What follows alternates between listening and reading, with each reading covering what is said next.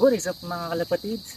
It's your boy Trekkie Love here, nagbabalik para sa isa na namang malupet na Kalaplati Vlogs.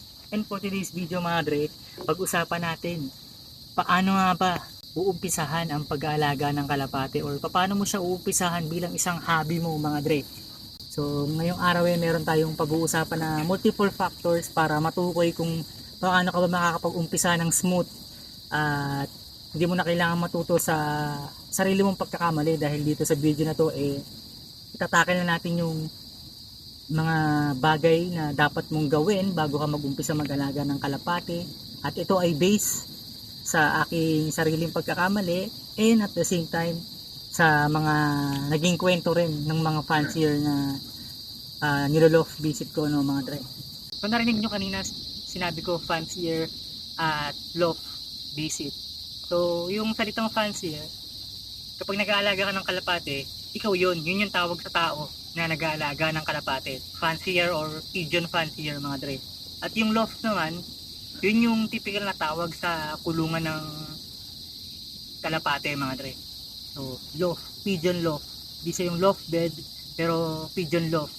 Kung gusto mo siyang i-search sa Google, make sure na i-specify mo na pigeon loft mga dre. Ito yung kulungan ng mga kalapate na may mga bee perch at may mga dapuan mga dre, may mga pinto, may mga widow box sa loob. Pero pag-usapan natin muna kung anong klase ng kalapate yung gusto mong alagaan bago mo umpisahan dahil maraming klase ng kalapate mga dre.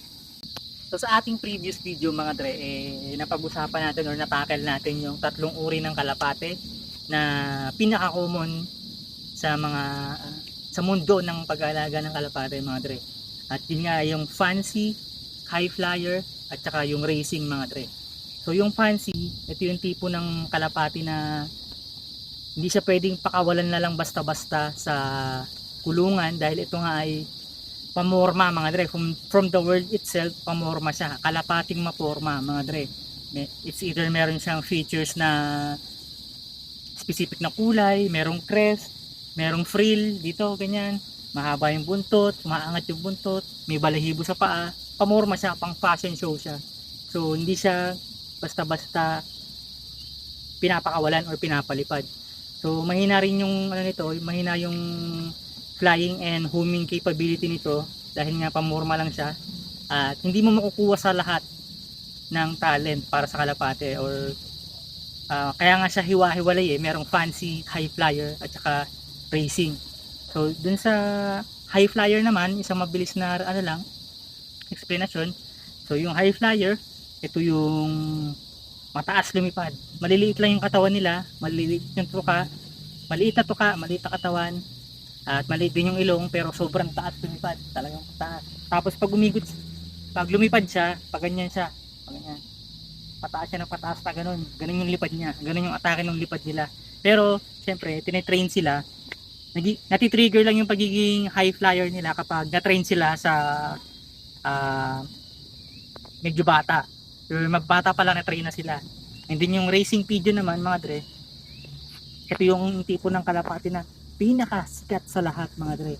At kapag may nakaalam na ikaw ay nag-uumpisa mag-alaga ng kalapate 99.9% may magsasuggest sa'yo na mag racing pigeon ka na lang mga dre.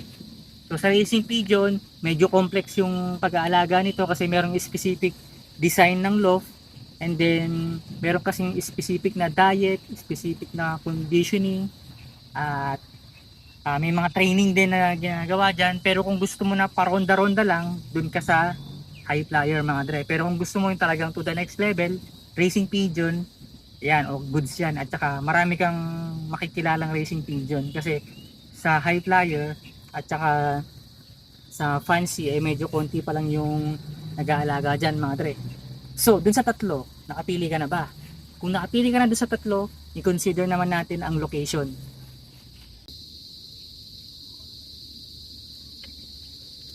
Pagdating naman sa location mga dre, kailangan nyo rin i-consider kung kayo ba ay nakatira sa apartment, sa condominium, or sa kabukiran, o kaya naman sa mga iskinitan na matataas yung mga bahay sa gilid mo. So may mga advantage at mga disadvantage yan mga dre. So mabilis na explanation lang, hindi ko na i-complex. So halimbawa sa open field, ganito, maganda yan. Pakita mo yung ano, yan. Magandang ano yan, malaking advantage yan kasi wala masyadong mga structures, mga puno sa gilid or sa paligid ng loft mga dre. Kasi ang isang kalapate, halimbawa ang napili mo is high flyer o kaya naman ay racing. So kailangan nila ng magandang location mga dre. Kailangan walang matataas na building or bahay or puno. Hindi sila napapalibutan ng puno na nakakasagabal sa viewing nila mga dre. So goods yun, yung kabukiran o kaya open field. Yun, sa subdivision naman o kaya sa apartment, medyo magkakaroon ka ng disadvantage. Pero kung gusto mo konti lang, pwede sa mga apartment at subdivision. Pero may mga subdivision na okay lang din naman mag-alaga ng kalapate. Pero yung iba ayaw nilang iparonda mo mga dre. Pero yung fancy naman, pwede siya sa bakuran, pwede siya sa terrace, sa second floor, sa rooftop. Pero dahil nga yung mga fancy hindi naman pinapakawalan, goods naman yung fancy kahit saang lugar. Pero dapat yung spot ng kanyang cage medyo naaarawan din, at least 2 hours. So yun ang sa location. Yan yung uri ng kalapate, tapos yung location. Tapos ngayon pag-usapan naman natin yung cage. Bago ka bumili ng, eto hindi na natin ililipat na location kasi mabilis lang to.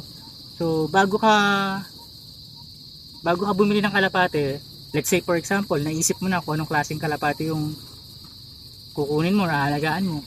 So mag-join ka na sa mga FB group ng mga kalapate. Halimbawa kung sa pang-racing, mag-join ka na sa pang-racing. Kung sa mga tippler, high flyer, mag-join ka sa FB group ng mga high flyer. Tapos ganoon din sa fancy. Pero bago ka bumili ng kalapate, kailangan may cage ka na mga dre. So huwag kang gagaya sa akin kasi nga pagkakamaling nagawa ko is sobrang excited ko. Umorder ako ng kalapate pero wala pa akong cage at natagalan pa. Kaya yun, nakatira sila. Yung 3 tippler ko, nakatira sila sa napakaliit na cage na nagsisisikan sila doon. Hanggang sa hinintay kong matapos yung cage na pinagawa ko, in order ko. Siguro mga nasa 3 araw siya dahil nga kausap ko lang sa FB. Yun, natagalan. So yun, piliin mo muna yung kalapate na gusto mong alagaan, racing, tippler o kaya naman fancy, and then consider mo yung location, and then bago ka bumili ng kalapate, kailangan mong magpagawa muna ng cage mga dre. Ayos ba?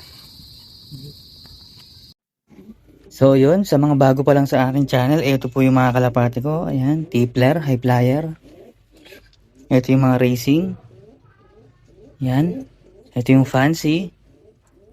Tapos dito may crossbreed ako ng fancy and tippler. Ayan, pinapag-crossbreed ko sila sa mga bago sa aking channel. So yun, maraming salamat po sa panonood ng aking video. Huwag kalimutan mag-like, comment, and subscribe para malupit.